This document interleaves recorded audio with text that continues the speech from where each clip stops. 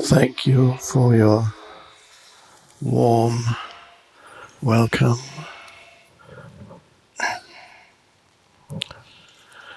Let's start slowly. We're not in a hurry. You may have been in a hurry to get here, but the important thing is now to let go of that energy and come back into the present moment. To be in a hurry means you don't really want to be where you are. You want to be somewhere else. And you want it really badly. I need to be somewhere else. That's what a hurry is. In Zen, there is a saying that says, hurry slowly. And that seems like a paradox, but what it means is you can move fast if you have to without mentally creating an excessive focus of where you want to get to, so that the tension between here and there, or between now and then, so that this tension isn't there. Then you can move fast without any inner tension. That's actually possible. Try it next time when you need to be somewhere. Well, that was lesson one.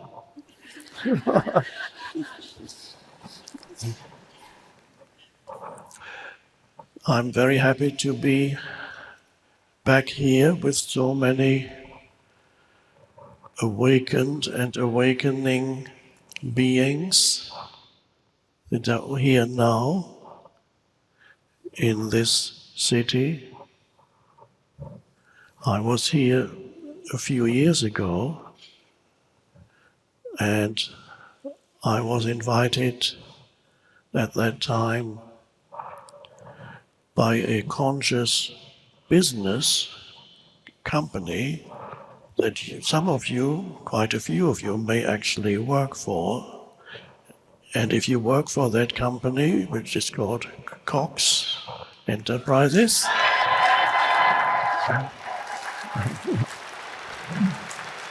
then you are probably an awakening or awakened being. Otherwise, they would not have accepted you. So I'm grateful. Also, Cox partly sponsor this event also. So it's wonderful to have you here. And what are we going to talk about tonight?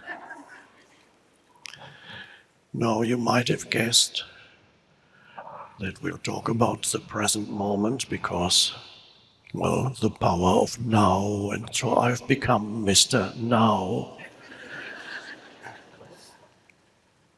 And I'm sure we'll be always returning our attention during this evening to the present moment in case we lose that. The entire evening is about the awakening of consciousness, of human consciousness. And I already used, just a minute ago, I used the term conscious beings, and I used the term conscious business. Business is just a group of people coming together and engaged in some kind of activity. It may not be immediately clear to everybody what I mean by conscious or what I mean by awakening. I don't want to define too much at the beginning of the talk. What, if it's not clear to you what is meant by conscious, it will emerge during this evening. I can tell you this, however. When we use the term conscious in this spiritual sense, we are not referring to conscious in a conventional sense where everybody seems to be conscious unless they are asleep.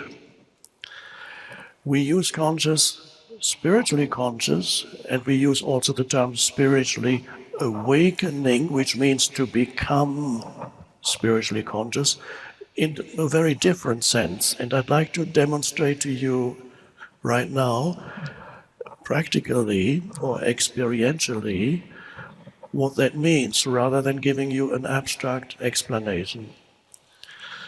The last 2 years particularly have been challenging for many people in various ways. So life is difficult enough as it is for everybody. Life is not easy, sometimes it's enjoyable, but you might have noticed it's full of challenges. And sometimes you're fine, you think, okay, I have finally arrived. You sort everything out, your life, professionally, work situation, where you live, relationship, family, health situation, everything is working out fine. But it doesn't last that long. Something will go wrong somewhere. Life has this tendency to create difficulties for you. And some people take that personally and they become very angry. Why always me? Because everybody else seems to be okay. When I look at Instagram and Facebook, they are not suffering. Why am I suffering? And then you may find the inclination to pretend on Facebook and Instagram and so on, pretend that you also are okay. And that's relatively easy to do with the modern technology. You can take a picture of yourself,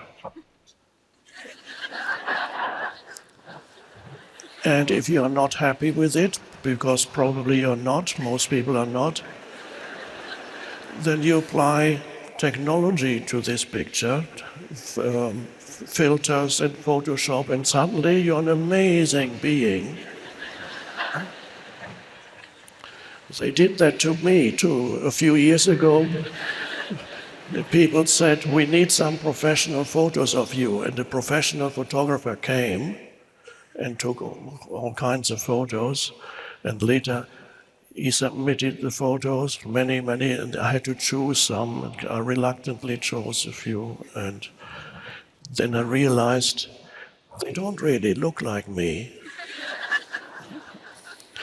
But they insisted we need the photos, and for quite a while they used these photos where I look like I could be, I don't know, 25 years old.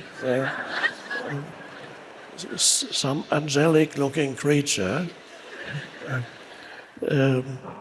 And finally, after 2 or 3 years, I said, stop it, I can't take this anymore. And I believe they did. But so people project an image of who they are through modern technology that already existed, of course, in the past. People projected an image, the persona.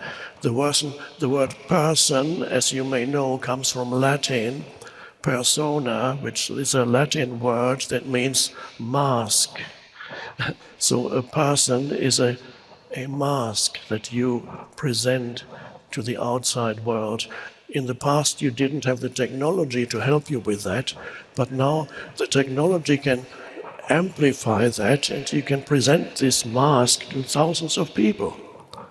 And you get lots of likes. They all like your mask. And then you feel better. Your identity gets strengthened. But of course, it's a fiction. It's a complete fiction, but, well, better fiction than nothing at all. That's how the thinking goes. But let's go back now to what I wanted to demonstrate to you practically here and now. Life is difficult enough even in normal times because you have your personal difficulties. Life will bring up obstacles of one kind or another almost continuously. That's just how it is. And if you think there's something wrong when life brings up difficulties, then you will resent that. You will become very unhappy when things don't go the way they should go, no matter whether it's to do with your work or your relationships or your health.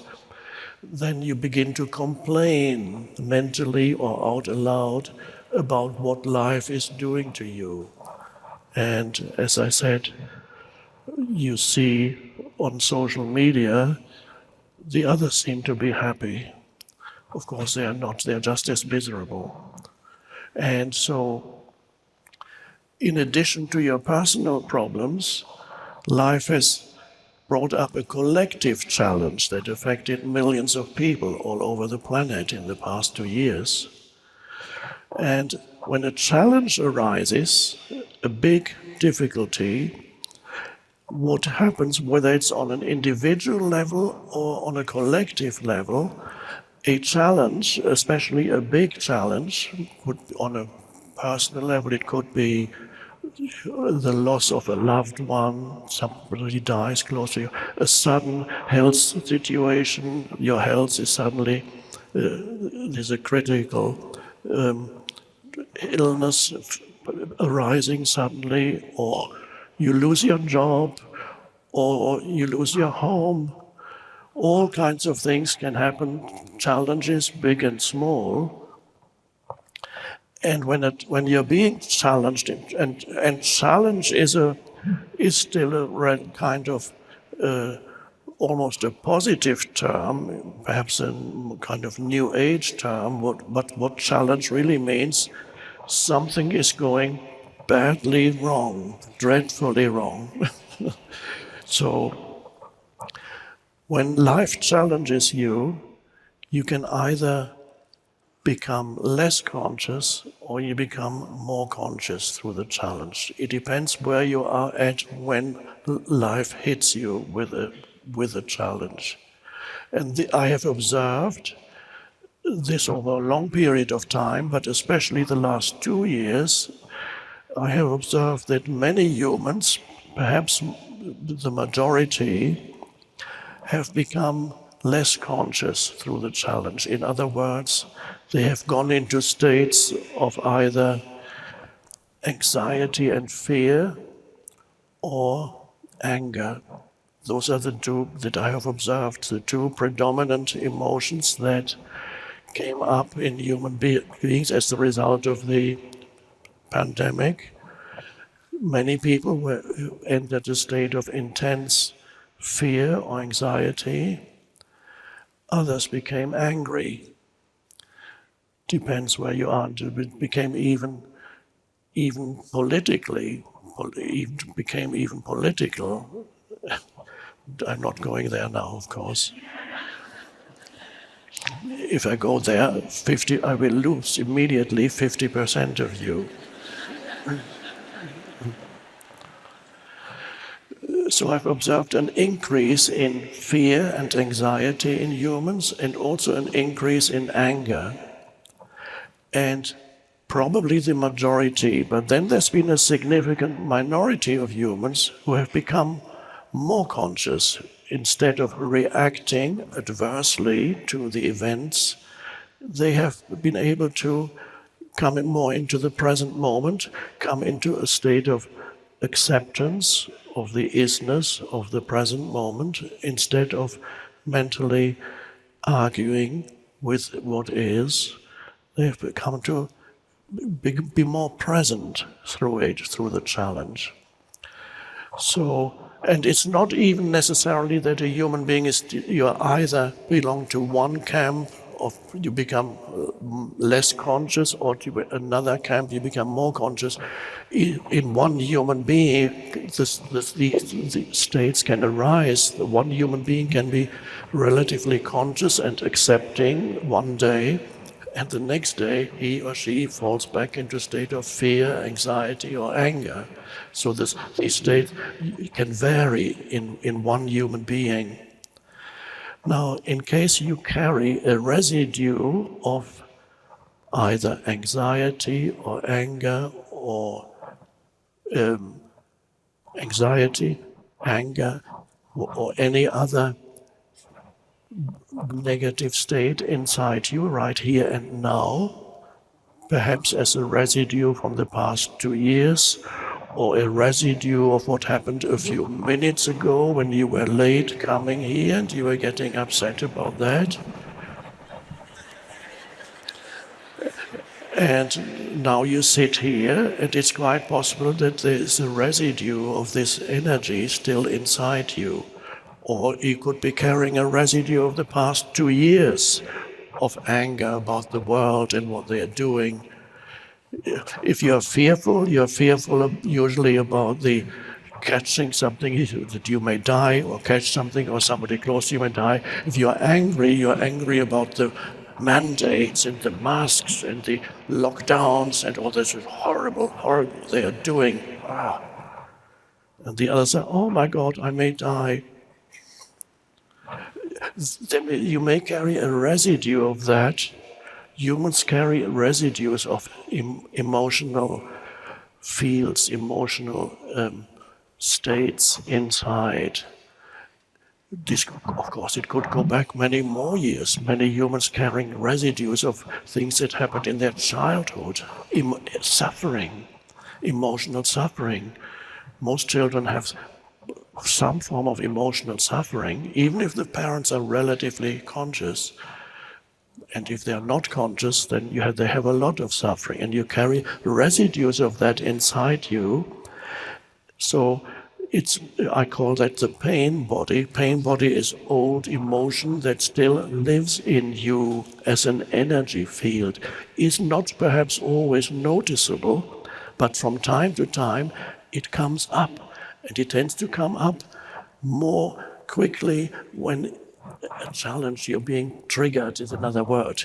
You're being triggered by an event or a person. So I'd like to invite you now to apply awareness, another key term on the road to consciousness, to apply awareness to see if there is a residue of that kind of emotion still in you. Whatever it may be, some irritation, fear, anger, or could also be the heaviness of despondency, the sense of meaninglessness, which is a mental emotional thing that's very common these days also. Anything, in other words, become conscious of your inner state. And that is right now, and just acknowledge that's there, instead of thinking, oh, I shouldn't be angry, how do I get rid of this anger? Or I shouldn't be fearful, but how do I get rid of the fear? It may not be that easy to get rid of it, but we don't even need to do that right now. Just acknowledge it. This means this is what is meant by becoming conscious. So spiritually conscious. To become spiritually conscious is the arising of what we could call a dimension of consciousness that is very different from the conventional consciousness, which is when people say, of course everybody is awake, yes, but not spiritually awake. Everybody who is awake without being spiritually awake is actually unconscious, spiritually speaking. So to be unconscious is to be unaware of your inner state, and so identified with your inner state that there's nothing else. There is just you are in the grip of either an emotion or a train of thoughts, and usually they go together. Emotion reflects thought, thought creates emotion, emotion amplifies and energizes thought. There's a vicious circle when you're trapped in that kind of negativity.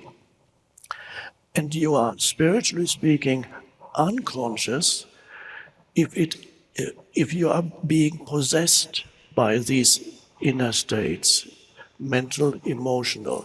On the emotional level, it's the feeling, fear, anxiety, or anger. It's the feeling, you feel it in your body. And then it rises into your mind, and then it creates narratives that reflect that emotion. And often the narratives create the emotion. So you become aware not only of what's happening in your emotional field, but you also become aware, and this enormous step forward in the evolution of your consciousness, you become aware of the kinds of thought that your mind is producing. Now, that is the beginning of what we call awakening or spiritual awakening. Now, before that happens, you are the thoughts that come into your head. You are so identified, there's no space. So every thought that comes into your head takes possession of your mind, and you go, and often accompanied by an emotion, and you go, and you don't realize that something lives in you that isn't really you, but it feeds on you, it speaks through you, it thinks.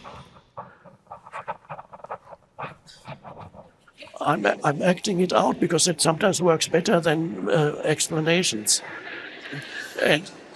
And you can recognize it. You can recognize that state. If it's fear, it's, oh my God. And then fearful thoughts go through your mind. That we call unconsciousness. Now, in conventional terms, you are conscious, but you are spiritually unconscious because you are totally identified with the movement of thought, plus emotions. And you become an entity. It's this mental emotional entity, which we call, by the way, ego. It's the ego. The ego is the unconscious part of you, the unconscious being that pretends to be you. And you are actually, when this happens, you are like a sleepwalker or a dreamer. You are asleep. You're not really there. You're not there. So your inner space is being occupied by a mental, emotional energy form or entity. And this unobserved mind is the ego. And that is the state of human unconsciousness. So at this moment, before we go more deeply into that, right now, just acknowledge any emotional state that may still be in you. There it is. Okay, there it is. Let's say it's anxiety, or let's say it's a remnant or irritation from coming here. There it is. Okay, there it is. You are directing attention to it, and you just say, yeah, you can name it, but you don't have to. You just know it's there. There it is. Something happened then. What happened is you're no longer totally in the grip of it. You have come in, you have awakened a little bit, and you can now observe your inner state on the level of emotion and on the level of thinking. You can what has your mind been saying about any situation. Suddenly you know what your mind might be creating an unhappy narrative about a situation you find yourself in. like even a simple thing, like you're lining up to at the airport, and it's taking, these days some airports are not doing very well, and so there's a long lineup or wherever it may be, and you're getting very irritated and angry, and you can, narratives arise in your mind, stories you tell yourself, God, how dreadful, it's just, why am I even doing this? Why can't they do, why don't they, why can't they, why didn't they? They should have. And of course they should, but they didn't. There are all kinds of shoulds that humans should have done, but they didn't do it.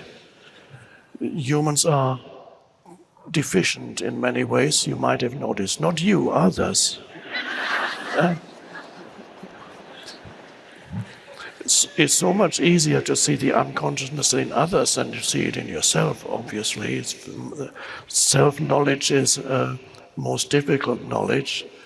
So narratives arise, and you don't know that the narratives arise because you become those thoughts. You are identified. And then the emotion reflects the thought. And many people these days, even on planes, they get very, you might have read about it, they get very angry. There have been lots of angry passengers on planes in the last 2 years. Maybe it's the mask that makes them angry, I don't know what it is, but they get very angry and some become really violent, very unconscious. They are being possessed by that. They don't know it. They are asleep. So something has taken possession of them, the ego. So just acknowledging your inner state, there it is, and something has happened. It's hard to express in words what that means. One could say there's now a little bit of space around the emotion. Here's the emotion, and then there's the awareness that comes in. There it is. You allow it to be. It's because it's part of the present moment. If you are not aligned with the present moment, you'll be unhappy and frustrated the rest of your life. But we'll probably go more into that later. Present moment, allow it to be. There's a space around the emotion. And then gradually your sense of self, your sense of who you are, your identity, this is key. That's already, one could say, this is the key thought of our gathering. So if you're in a hurry, you can leave after this. It only takes 1 minute to explain. So the key thing is your identity, which is your sense of self, is no longer derived either from your thinking, the stories you tell yourself, the judgments, the interpretations, the labels, etc. Your identity is no longer derived from the movement of thought, nor is it derived from the emotional field inside you. Because until this happens, your identity is the emotional, mental entity. It gives you your identity. That is the egoic identity. The moment awareness comes in, a slight shift happens. You have stepped back from the movement of thought, and you have stepped back from the emotional field, so to speak, and you've become aware. There is now this awareness, I sometimes call it presence, can use other words. This awareness is a higher or deeper, whatever word you want to use, a higher, deeper level of dimension of consciousness that has arisen in you. That is spiritual awakening. And then, and this is all this is only the beginning, the first arising of it. But you already begin then to see that who you essentially are is not what happens in your emotional field, is not the thoughts that go through your mind, but who you essentially are is the awareness behind it all. It's a still, alert, silent, still space of presence. And that's an amazing realization that there is a deeper, one could also say higher, identity in you than the egoic identity that's mental, emotional. This doesn't mean you deny that dimension. That dimension is there, but you have discovered something deeper or higher. I prefer deeper because it's kind of deep within. You have discovered something deeper, and that is that gradually, first it's perhaps a few glimpses you have occasionally, but gradually that deepens, the presence or the awareness in you deepens, and the thinking and the emotion still happens, but no longer supplies you with your sense of self.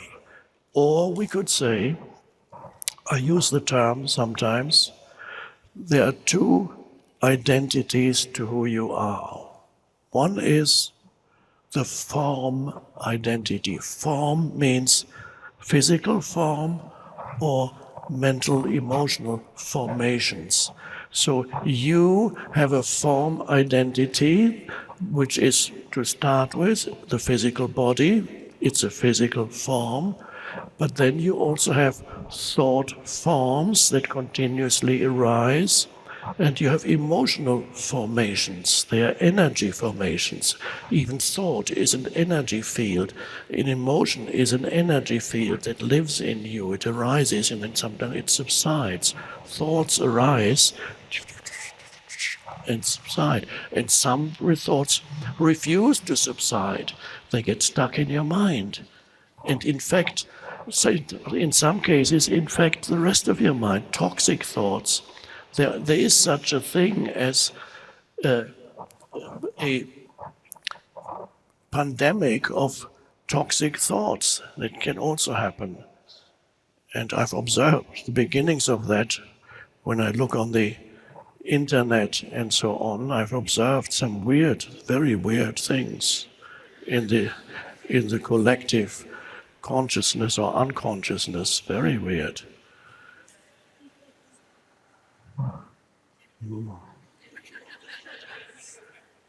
Are these people totally insane? So this is an enormous liberation. So the form identity is, as I said, physical form, mental, emotional form. For most people, that's all they ever experience in their life. That's their life.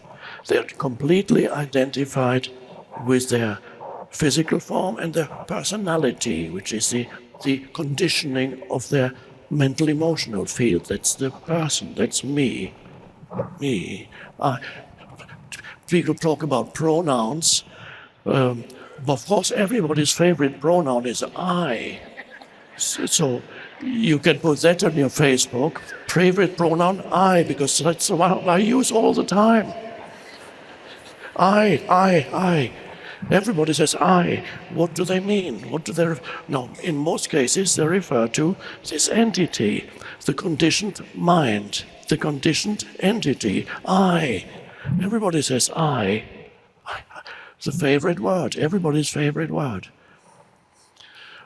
And so most people spend their whole lives trapped in this conditioned existence. Conditioned because who you are as a person, even who you are as a physical form, is determined by the past. all the ways in which your mind and your emotions have been conditioned since childhood, so that gradually the certain forms of conditioning get lodged in your mind, and those are the thoughts that create your world view, how you see the world, how you interpret events, how you interpret other people, your likes and dislikes, and your fears and your ambitions and your desires, all determined by the conditioning of your mind, which is determined by the past, your past experience. And so that's the form identity. Now, your other identity, which is deeper and infinitely more real, that is the realm of spirituality, to discover that. It really is also the realm of religion, because religion should and really in its essence is codified spirituality. Spirituality has become structured, but often the structure is so heavy that the essence is lost. So the other identity, that's the spiritual realm, is, I call that your essence identity.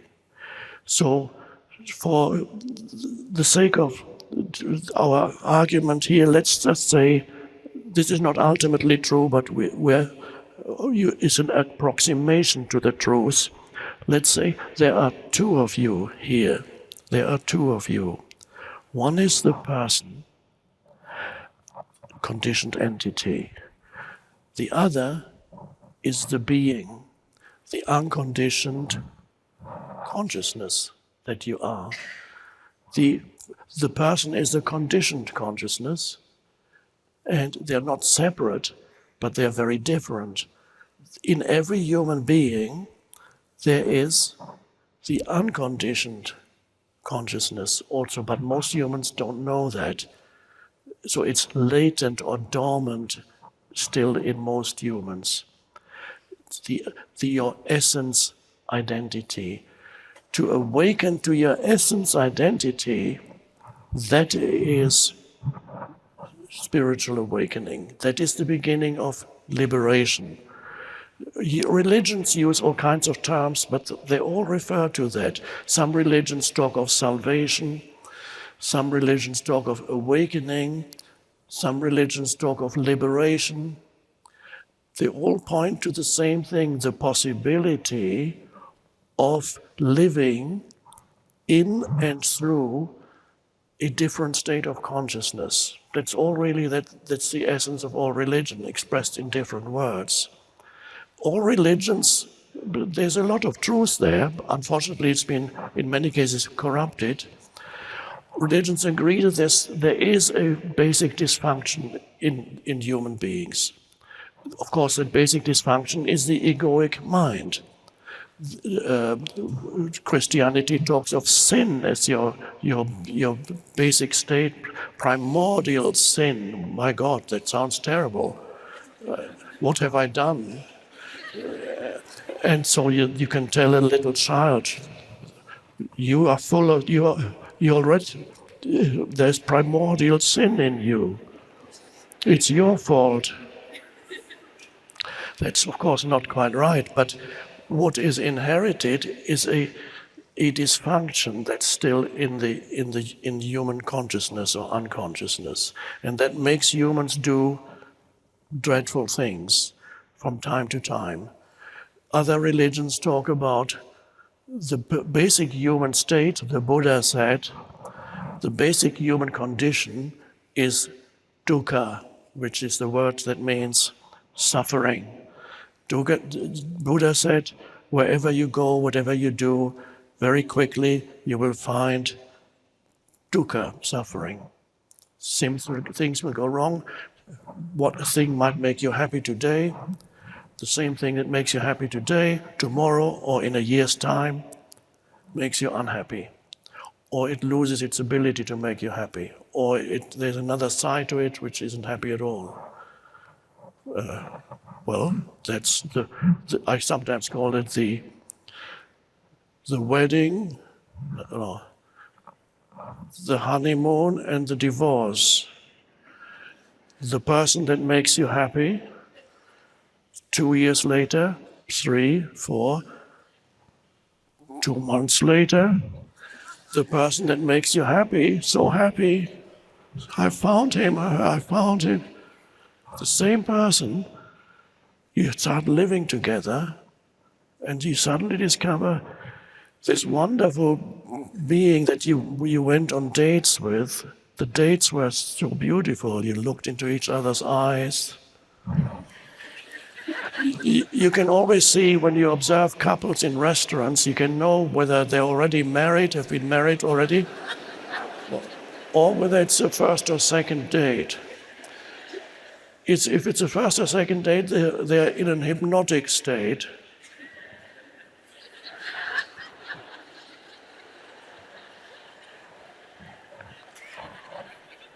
Wonderful. And then you start living together. And one day, this wonderful being suddenly turns into something completely different. So you suddenly have this aggressive, dark, destructive entity. And you go, oh my God, who is this? And then I've made a dreadful mistake.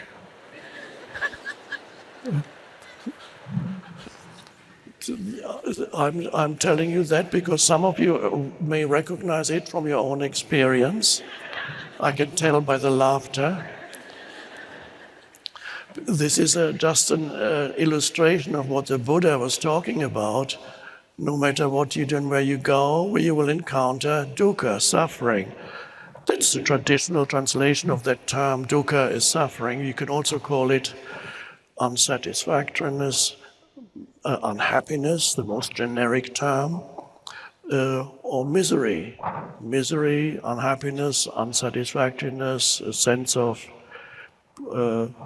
something important is missing in my life, in the background, or a continuous sense of fear or anxiety, sometimes in the foreground. When you're challenged by a pandemic, it comes very much into the foreground. Oh my God.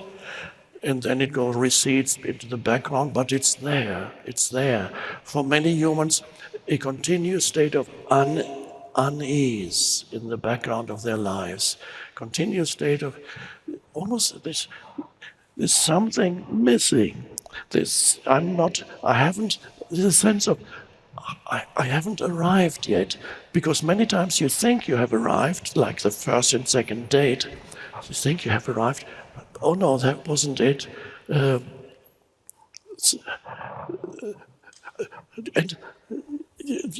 always that feeling of something not quite right, something is missing. Some people are still waiting when they are 30 and 40 years old. They're still waiting to really start living. Haven't quite made it yet. I hope I'm going to make it. Then I can start living. At this moment, I'm just kind of doing what I have to do. I'm not happy with my life. I'm not happy with my circumstances. I'm not happy with the people I'm with or where I live or what I'm doing. I'm hoping at some point it'll get better. I'm just unhappy. I'll start. And then the years pass by, and then finally you look forward to, okay, now retirement is approaching. That's when I can start living. I've waited 65 years, and now finally I can relax, and there I am. And finally you do relax, and then you move to Florida or wherever. And then you sit there in your nice condo, or you go to the golf course.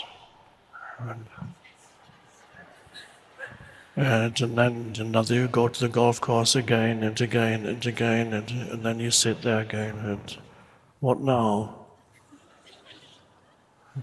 This isn't it. I thought you get unhappy again. Some people die soon after they retire. because there's nothing to live for anymore. At least they had their job before. They've been waiting. The waiting game. Now this is a key thing also to become aware of in yourself. The state of consciousness that is waiting. It is inextricably linked to the egoic state, the state of waiting for the next thing. I'm not denying the importance of making plans and so on. Of course, on a practical level, you need to plan things. There's nothing wrong with that. But on a more fundamental level, it's important to become aware whether you are continuously or most of the time in a waiting state of consciousness. In other words, unconsciously, you always think the next moment must be more important than this one. It's an unconscious process. There's never a full acknowledgement of this moment. There's always a looking. It might be a short, on a very small scale, you wait for getting home in the evening. Finally, waiting. What time is it? What time? Okay, I'll be home in 2 hours, and then there's always waiting for the next thing. When you're going somewhere, using any means of transportation, you're wanting to be there already, and then there's a traffic jam, and then you're waiting. And even when you're engaged in some kind of activity, often it becomes stressful because there's an excessive focus on where you want to get to in your activity. You already want to be at the end of your activity, but you're not at the end yet. This is called stress arising.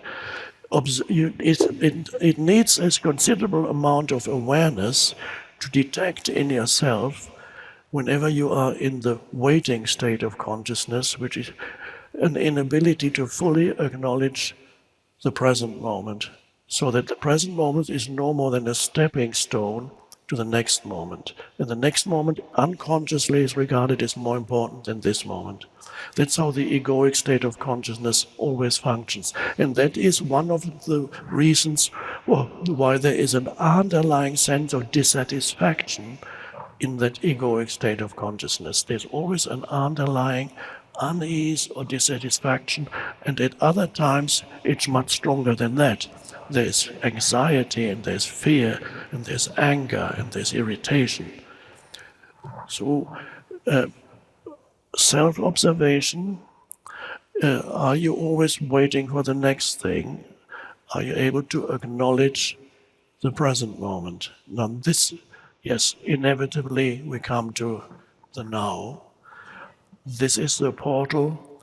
We could regard the now as the portal into the awakened consciousness. The now is perhaps the main portal into the state of consciousness that is no longer identified with the mind and the emotional field. So let's practice that right now. Let's become aware of the now. Where is it? It's here all around you. Where?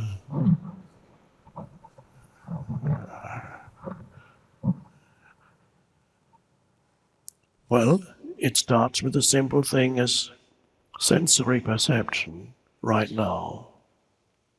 Visual, auditory, those are the two main sensory perceptions here. Okay, you're looking and you're hearing. And you are consciously looking, let's say the flowers. I don't know if you can see the flowers. Or you can see me either here or on the screen. And you're looking, and there's the voice. You look, Um, the sensory perception is an easy doorway into the present moment.